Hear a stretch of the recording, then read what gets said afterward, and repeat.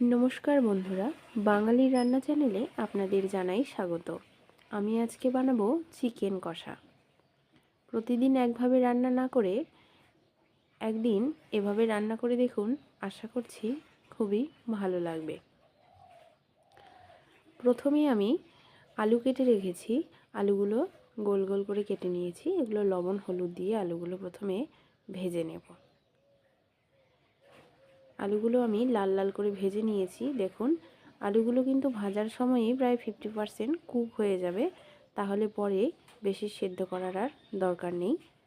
না হলে কিন্তু চিকেনটা তাড়াতাড়ি গলে যায়, তখন তার আলুগুলো কিন্তু সেদ্ধই হবে না।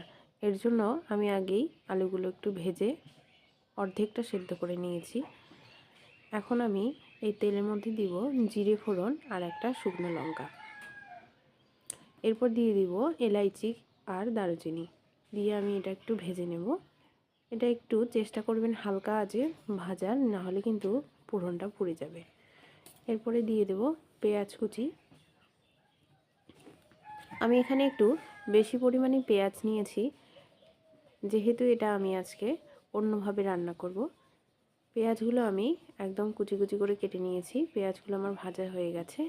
এখন আমি এর মধ্যে চিকেনটা ভেজে নেব পেঁয়াজগুলোর সাথে। প্রথমে চিকেনটা ভেজে নিলে চিকেনটা একটু শক্ত শক্ত হয়ে যাবে, তাড়াতাড়ি গলেও যাবে না এবং খেতেও কিন্তু টেস্টি হবে।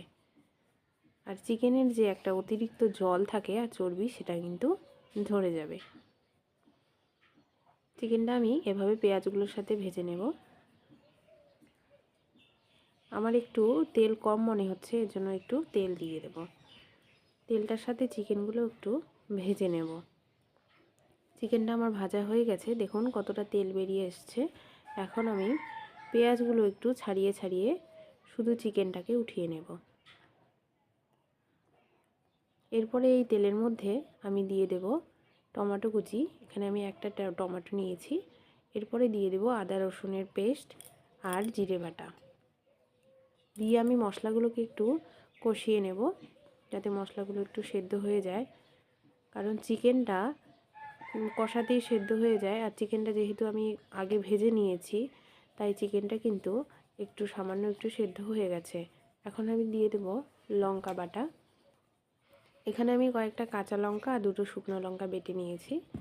আপনারা ঝালটা আপনাদের পছন্দ মতন দেবেন। এরপরে দিয়ে দেব লবণ আর হলুদ দিয়ে এখন মশলাগুলোকে আমি একটু কষাতে থাকবো, যতক্ষণ না মশলা থেকে একটু তেল বেরিয়ে আসে। এরপরে দিয়ে দেব আমি শুকনো লঙ্কার গুঁড়ো দিয়ে একটু নেড়েচেড়ে আমি এখানে একটু জল দিয়ে দেব, যাতে মশলাগুলো একটু ভালো মতন সেদ্ধ হয়ে যায়।